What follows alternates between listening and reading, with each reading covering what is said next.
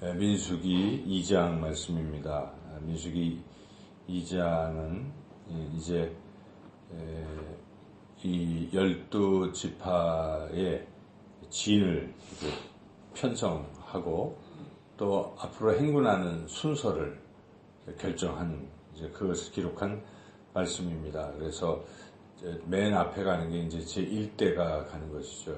1대, 2대, 3대, 4대. 그런데 1대로 가는 부대는 동서남북 했을 때 이제 오른쪽 그 서쪽 부대가 1대로 가는 것이고, 이제 거기서부터 시계 방향으로 서남, 동쪽, 죄송합니다. 동남, 서북, 이렇게 1, 2, 3, 4대로 형성돼서 그렇게 이제 쭉 전진하는 겁니다.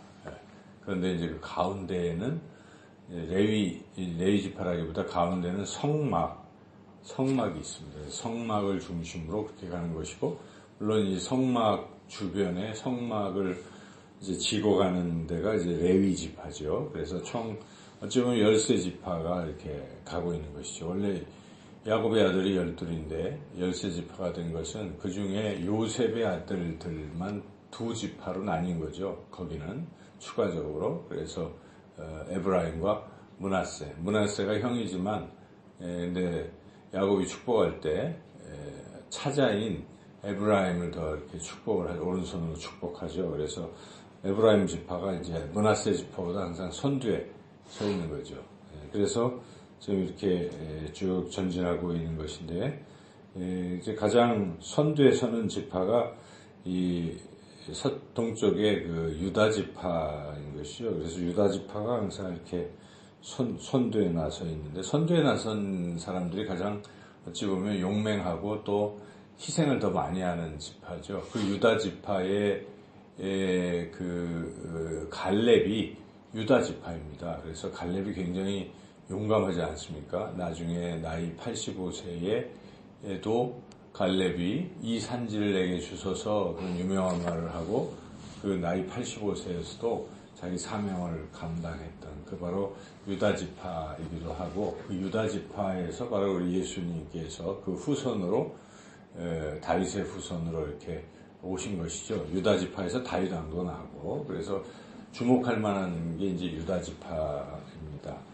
그리고 이제 선두에 섰고 두 번째로 선 사람이 이제 이 남쪽에 장자인 루벤이 이제 그렇게 서서 가는 것이고, 그리고 이제 세 번째가 그 요셉 지파의 에브라임이죠. 근데 여기는 보니까 그 형제들이 다 모여 있어요. 그래서 에브라임, 그 형 문하세, 그리고 막내 동생인 베냐민, 다 라헬의 두 자식들이죠. 그래서 그렇게 이제 서쪽을 형성하고, 북쪽은 특별한 특징은 없는데 단지파가 이제 그렇게 마지막 제4대를 형성해서 이제 이렇게 나아가고 있습니다. 전체가 각 지파별로 평균 한 5만 명꼴로 돼서 60만 대군이 이제 전진하고 있는 것이죠. 그래서 군대의 수가 60만입니다. 거의 계략 60만 3,550명인데, 이렇게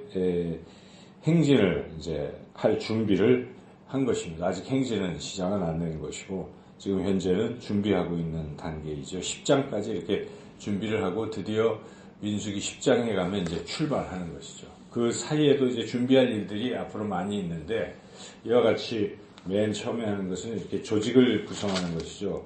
이미 앞에서 우리가 1장에서도 우선 인원수 파악부터 쭉 했고, 이제 2장에서는 이제 파악된 인원수의 행진할 순서를 지금 이렇게 딱 짠 이제 이런 말씀입니다. 그래서 우리가 어떤 비전을 이루기 위해서 가장 먼저 할 일은 역시 조직을 짜는 일이다 하는 것이죠. 세상 사람들도 어떤 단체가 뭔 일을 하려면 조직부터 항상 짜는 거죠. 조직 구성부터 먼저 하는 것이죠. 그래서 이렇게 조직 구성을 했는데, 누가 조직을 구성했는가가 중요합니다. 이 조직 구성은 모세가 이렇게 자기가 생각하는 대로 순서 정한 것도 아니고, 철저히 하나님께서 다 명령하고 계시다는 점에 우리가 주목할 필요가 있습니다.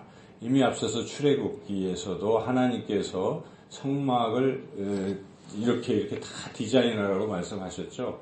뭐 전에 창세기에 보면 노아 방주를 만들 때도 하나님께서 그 다 사이즈와 재질과 형태와 이 모든 것을 다 얘기를 해주시는 것이죠. 그래서 처음부터 그냥 하나님이 이렇게 지시하시는 것입니다. 그래서 우리가 교회의 그 조직과 어떤 그 구성은 항상 하나님이 하시는 것이다. 이런 마음이 있어야 되죠. 그래서 교회는 민주주의라고 말하기 어려운 것입니다. 어떤 조직이든 다 민주주의로 가잖아요. 세상의 조직은. 한 국가도 민주주의입니다. 민주주의고 뭐 어떤 다 그렇지만은 교회는 민주주의라 말할 수가 없습니다. 어떤 한 개인이 되는 것도 아니고 교회는 신주주의라고 말할 수가 있겠습니다. 그래서 하나님이 주인 되시고 하나님이 중심인 것이죠. 그래서 하나님께서 일일이 다 진을 편성하시고 행군 순서까지 결정해 주시고 그리고 그 중앙에 무엇이 있는가가 또 굉장히 우리가 주목해야 되겠죠. 중앙에는 성막이 있어요. 그래서 성막에 하나님이 임재하십니다. 그러니까 하나님이 이 조직의 중심이구나. 그러니까 우리는 늘 교회의 중심은 당연히 하나님이신 것입니다. 교회의 머리는 하나님이십니다. 교회의 머리가 바로 하나님의 아들이신 예수님이시죠. 그래서 우리는 각 교회마다 상징적으로 교회의 맨 머리가 되는 이 꼭대기 지붕 위에다가 십자가를 다는 것입니다. 그 의미가 뭐 멋있게 폼나라고 하는 게 아니라 여기는 예수님이 중심인 곳입니다를 선언하는 거예요. 그래서 어디서든지 우리가 이 교회 세워진 모든 교회의 머리는 예수 그리스도시다. 하나님이 중심이 된 것이다 하는 것을 잊으면 안 됩니다. 그래서 교회에 와서 신앙생활 할 때는 항상 하나님이 왕이시고 하나님이 다스리시고 하나님의 통치하에 들어가야 된다 하는 마음이 가장 중요한 것이죠. 다른 그 어떤 것을 잘 알지라도 거기에 주인이 하나님이 아니시면 이건 더 이상 교회라 말할 수가 없습니다. 그래서 항상 하나님이 다스리시는 것이. 그럼 하나님이 어떻게 다스리겠습니까? 하나님 우리가 기도할 때에 우리에게 말씀하십니다. 성령께서 우리의 생각을 하나 되게 하시는 것이죠. 그래서 우리가 교회가 무슨 일을 결정할 때 항상 무엇부터 합니까? 앞서서 기도를 하는 거예요. 어떤 목표가 있으면 그게 먼저 하나님의 뜻인지를 묻고 물어야 되는 것이고 그리고 구체적으로 어떻게 해야 될지를 기도하는 것이에요. 인근의 어떤 교회에 이 담임 목사를 이제 청빙했다고 그러더라고요. 근데 그 과정을 쭉 얘기하는 것을 제가 들어보니까 10달인가를 그 재직들이 온 성도가 금식하면서 이렇게 기도를 했대요. 물론 하루 한 끼 금식으로, 물론 이제 장로님들은 더 많이 하시고 이렇게 항전직 순서를 정해서 계속 그렇게 장로님들은 2끼 금식을 어떤 40일인가 기간을 정해서 이렇게 하셨다든지 이제 그렇게 전 교인이 금식을 하고 그렇게 목회자를 이제 세운 거죠. 그런 것들을 보면 그 교회가 참 특이하구나 하는 생각을 합니다. 물론 다른 교회들도 한다고 하는데 정말 철저히 그렇게 하면 싸움이 안 일어날 텐데 많은 교회들이 그 청빙으로 보면 항상 문제가 있을 수가 있는데 그 교회는 그렇게 해서 그런 결정을 그렇게 내린다는 것을 제가 들을 때에 분명히 우리는 어떤 하나님의 뜻이 무엇인가를 분별하고 그 뜻을 잘 깨닫는다면 그 뜻대로 무조건 순종하고 나아가야 된다는 것이죠.